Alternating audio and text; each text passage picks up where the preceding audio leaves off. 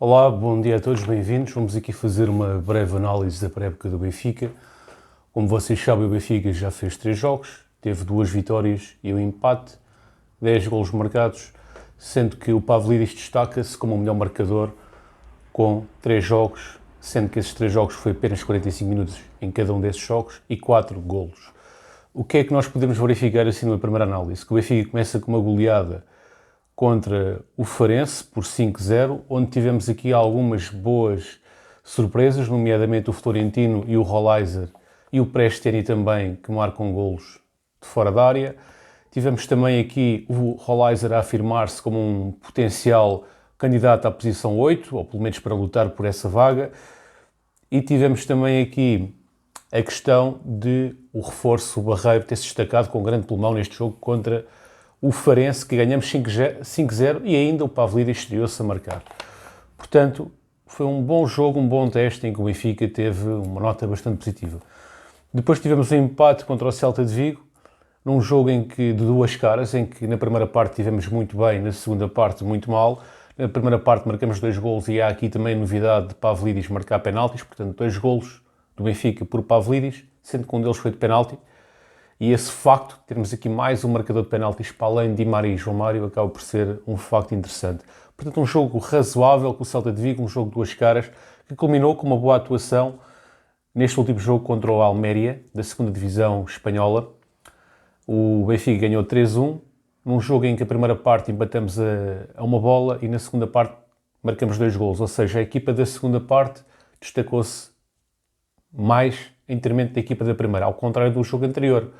No jogo contra o Celta de Vigo, a equipa da segunda parte teve mal. Desta vez, a equipa da segunda parte teve melhor do que da primeira, no caso contra o Almeria. Mas também de recordar que o Almeria também fez aqui rotação de jogadores na segunda parte. Isso também pode justificar um pouco essa situação.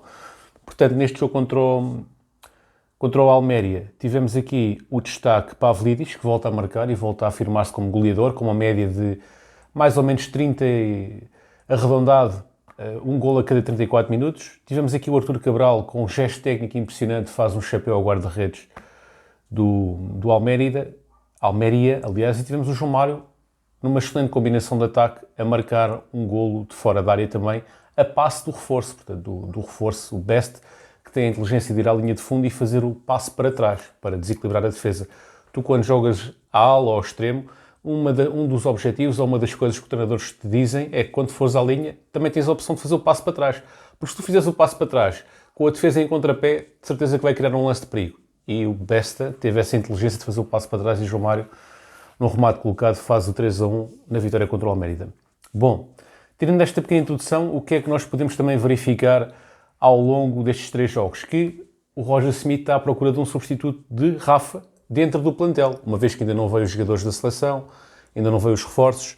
Surge aqui o Marcos Leonardo como, digamos, a fazer de Rafa, mas numa função diferente, não é propriamente aquele jogador de esticões, aquele jogador que joga atrás do ponta de lança, é mais um avançado com outro tipo de dinâmicas, um avançado mais parecido com o Pavlidis, mas que paulatinamente está-se a adaptar e está a dar boa conta de si. E acho que este jogo contra o Almeria foi o melhor jogo do Marcos Leonardo, um jogo em que realmente o Marcos Leonardo fez a ligação, em que o Marcos Leonardo conseguiu ter ali uma parceria com o Pavlidis muito interessante, e acho que poderemos ter aqui mais uma solução tática ao longo da época, que é, em vez de jogarmos com um 10, ou em vez de jogarmos com o chamado 9,5, jogarmos ali com um avançado que pode também fazer essa ligação, chamado Marcos Leonardo. O que é que eu acho? A minha correção a minha correção seria apenas esta.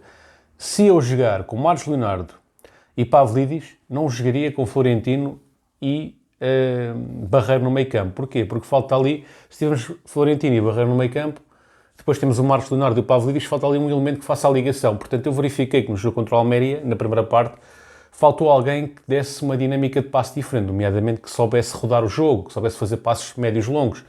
E nem Barreiro nem Florentino têm essa capacidade. Portanto, para jogarmos com 2 avançados, é importante ter ali pelo menos um 8 puro no meio campo, ou um jogador de outra dimensão no meio campo, que consiga, para além de destruir o jogo, para além de ser trabalhador, que todos estes jogadores do meio campo são trabalhadores, para além disso, é preciso também ter a capacidade de passe e visão de jogo, coisa que, embora eu goste muito do Barreiro e do Florentino, acho que para os dois jogarem em conjunto, então precisamos ter mais um elemento de construção no meio campo.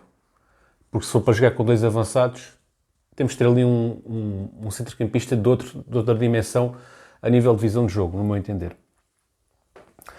Portanto, essa nota positiva, que temos ali uma dupla de avançados que está a carburar e está a funcionar, está a funcionar e está a dar boa conta de si, que é Marcos Leonardo e Pavlidis, sendo que Marcos Leonardo ainda é muito jovem, ainda pode evoluir em muitos capítulos do jogo e até pode se tornar eventualmente um bom dito 9,5, embora neste momento ainda seja mais um avançado que complementa o Pavlidis e não propriamente aquele jogador de construção, etc. Outro ponto positivo, os esforços do Barreiro, apesar de eu estar aqui a dizer que o Barreiro e o Florentino penso que não funcionam tão bem em conjunto, porque são dois jogadores muito iguais, não significa que não gosto do Barreiro, acho que o Barreiro é um bom jogador, e posso estar enganado, hoje para amanhã até podem fazer uma boa dupla, mas para fazer uma boa dupla, acho que é necessário ter um elemento criativo no meio campo, para os dois poderem funcionar melhor. Porque lá está a falta de tal ligação. E portanto Barreiro mostra grande pulmão, mostra grande disponibilidade, acho que fez 3 bons jogos, sendo que este contra o Almeria acho que foi menos conseguido. Mas, em termos gerais, é uma contratação que está aprovada até porque veio a custo zero do Mainz da Liga, da Bundesliga. Quanto ao Best, jogou 45 minutos contra o Almeria, acho que esteve bem, acho que é um jogador que demonstra inteligência a nível ofensivo, fez uma boa assistência, portanto já falei aqui do mérito que ele teve em fazer o cruzamento para trás, o cruzamento atrasado, no caso, e acho que está-se a verificar também, do pouco que eu vi, um bom reforço.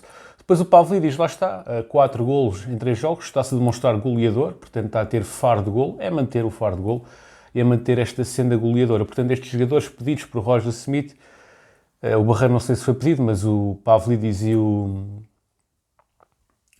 o Besta estão a resultar em pleno, no meu entender. Quanto aos jovens que podem vir a brilhar, o Prestiani demonstrou qualidade, tem demonstrado qualidade. Vamos ver se fica no plantel ou não, tem apenas 18 anos, existem vários interesses neste jogador, mas é uma boa alternativa no plantel. O Rolaiser tem jogado a 8 e tem estado muito bem, basta saber se o jogador quer se manter a 8 ou não. Acho que aqui o único problema do Rolaiser foi se ter lesionado, porque ele estava... É muita falta de sorte este jogador, porque ele estava a ter um impacto na equipa que fez-me lembrar um pouco o Enzo Fernandes. Aquele impacto de dinâmica, visão de jogo, agressividade. Portanto, eu estava a gostar muito do Rolaiser e acredito que ele, caso ele não se tivesse lesionado, seria um caso sério para o tirar do 11, independentemente dos reforços que pudessem vir a chegar. Outro aspecto, portanto, o Rolaiser aqui o positivo, grande destaque nos jogos em que fez. Agora faltava ver num jogo contra uma grande equipa se manteria esse destaque ou não. E o lado negativo, o facto de ter lesionado e que vai estar lesionado aparentemente até ao final da pré-época. Florentino afirma-se como um bom jogador também. Marcou marcou o primeiro gol da pré-época do Benfica, de fora da área. Foi capitão. Só teve uma atuação menos conseguida num dos 3 jogos, só num desses jogos é que não teve assim tão bem, mas é um jogador que pode ser ali um jogador firme caso o Roger Smith opte por um 6. Não sei se o Roger Smith vai jogar com 2 médios centros de grande amplitude, se vai jogar com 6 e com 8. Ainda não sei qual é o esquema de Roger Smith, mas se for um 6, ele parte aqui na linha da frente para ser o titular da posição 6. Eventualmente poderá rivalizar talvez com o Barreiro, não sei. Vamos aguardar para ver. Outros aspectos positivos que eu vi nesta pré-época foi os centrais. Portanto, acho que o Tomás Araújo está-se a afirmar como um bom jogador, o Morato igual a si próprio, portanto, até gostei da atuação destes jogadores. Há um miúdo também que tem entrado nas segundas partes, que eu esqueci o meu nome, devia ter apontado, que é um defesa direito, que tem-se mostrado muito afoito, muito dinâmico no momento ofensivo, tem ali que melhorar o aspecto defensivo, mas é um jogador que, se o Benfica procura um ala ofensivo, acho que está ali um eventual bom jogador, que é o defesa direito, que tem entrado nas segundas partes. O Tiago Gouveia, que tem jogado ali a defesa direito, é como eu tenho dito, eu acho que ele tem características para fazer aquela posição, mas ainda não conseguiu fazer um grande jogo. Mas tem essas características, mais cedo ou mais tarde vai brilhar e poderá ser um novo Miguel, que, por exemplo, o Miguel também foi adaptado àquela posição e fez uma grande carreira, mas isso também depende do jogador, se o jogador quer ou não quer fazer carreira naquela posição. Portanto, isso é um bocado mais complexo do que propriamente nós darmos a nossa opinião. Quando é adaptações, depende muito também da própria vontade do jogador e aí só o jogador é que sabe se quer ou não quer fazer carreira naquela posição. O que é que podemos dizer mais? quanto aos eventuais reforços. Portanto, fala-se de Renato Sanches. O Renato Sanches é um jogador de esticões, é um jogador que pega na bola e progride, mas que também perde muitas bolas. Os adeptos benfiquistas por vezes criticam muito o Di Maria porque perde muitas bolas, mas o Renato Sanches a vir também será um jogador que perde muitas bolas. Porquê que ele funcionou muito bem no Benfica? Porque tínhamos um jogador chamado Feiza. Ou seja, o Renato Sanches, apesar de perder muitas bolas, o Feiza parava-lhe os golpes. Mas lá está, os bons jogadores têm essa situação de arriscarem muito. O Renato Sanches, se vier, terá que ter ali algum complemento do meio campo que possa fazer com que ele permita ter aquele futebol um pouco mais selvagem, um pouco mais puro, um pouco mais de risco. Se bem que, com estes anos todos, que já passaram desde 2016 até agora, com certeza que ele já melhorou um pouco o seu aspecto defensivo. No entanto, ainda não é propriamente um jogador super completo no momento defensivo. É um jogador muito bom a pegar na bola e fazer aquelas arrancadas com bola, devido à sua constituição física. É um jogador que tem qualidade de passe. O Renato Sanches apurou muito a sua qualidade de passe. É muito melhor no passe agora do que o que era no Benfica. Portanto, com o Renato Sanches podemos lá estar ter aquela visão de jogo que eu estava a falar no início do vídeo. Portanto, ter ali um jogador que saiba fazer passos médios longos, que tenha visão de jogo, que saiba descobrir os seus companheiros. O Renato Sanches aprimorou essa questão e neste momento é um jogador que tem essa capacidade e depois também tem a capacidade física. Portanto, se Renato Sanches vier para o Benfica, já agora recordo as condições que supostamente ele vem, caso não saibam o que se fala, é que ele é um negócio à parte do João Neves, mas não me parece que isso seja real, acho que é um negócio que está englobado, e se ele vier para o Benfica será nas seguintes condições: custo zero, o Benfica não paga nada, nem do salário, nem de taxa de empréstimo, mas para isso o Benfica terá que vender o João Neves. A minha posição, para quem não sabe, é que eu não venderia o João Neves pelos valores que têm sido falado, que é 60 mais 10, venderia sim pelo valor que se falou inicialmente, que era 90, acho que sim, acho que não podemos impedir o jogador de sair por 90 milhões. Podemos é dizer a ele: olha, temos esta proposta de 90 milhões, nós queremos ficar contigo, vamos-te renovar o contrato para o topo salarial. Como é que é? O que é que tu queres fazer? Queres ficar connosco ou queres sair? Portanto, dava a liberdade ao jogador de decidir o seu futuro com essa tal proposta de 90 milhões, mais Renato Sanches a custo zero por empréstimo. Portanto, acho que fui claro. 70 milhões, eu diria que não, mas eu sou apenas um adepto. 90 milhões, mais Renato Sanches, diria que sim, ou seja, daria a liberdade ao jogador para decidir o seu futuro, mas se ele quiser ficar, para mim, ficaria.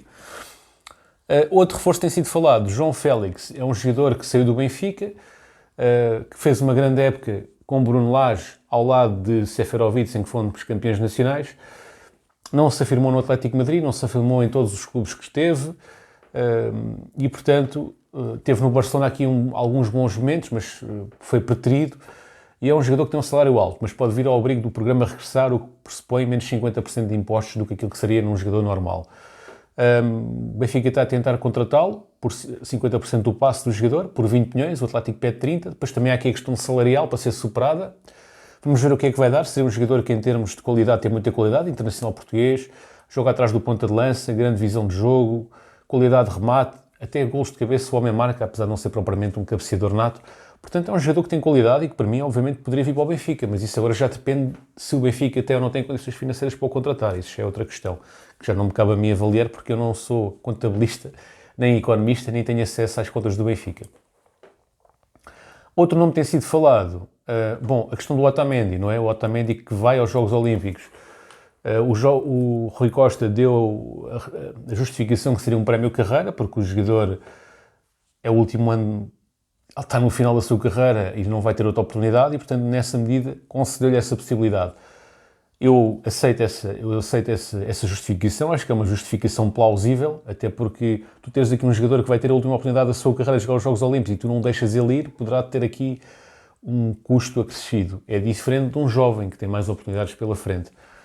No entanto, acho que acaba por ser pior é para o Otamendi, porque o Otamendi corre o risco de perder o lugar caso o Tomás Araújo e o próprio Morato consigam agarrar o lugar. Portanto, é um pouco arriscado para o próprio Otamendi ficar tanto tempo fora do Benfica. Porque a pré-época, no fundo, dá para estabelecer ligações entre os jogadores, estabelecer camaradagem, digamos assim, e a questão aqui no futebol às vezes vai um pouco mais além da tua qualidade de jogo, porque tu, para jogares bem, precisas ter o apoio dos teus camaradas, dos teus colegas, porque senão eles não te passam a bola, portanto, aquelas ligações que criam na pré-época é importante, e felizmente as coisas são assim, porque eu acho que devia ser apenas Depois também há a questão dos empresários, etc., mas isso já é outro ponto. Eu acho que deveria ser apenas o lado futebolístico, mas por vezes é preciso criar aquelas ligações de amizade, de companheirismo, para o futebol fluir melhor. Bom, muito obrigado por terem assistido ao vídeo, até uma próxima. Hoje ficamos por aqui e viva o Benfica!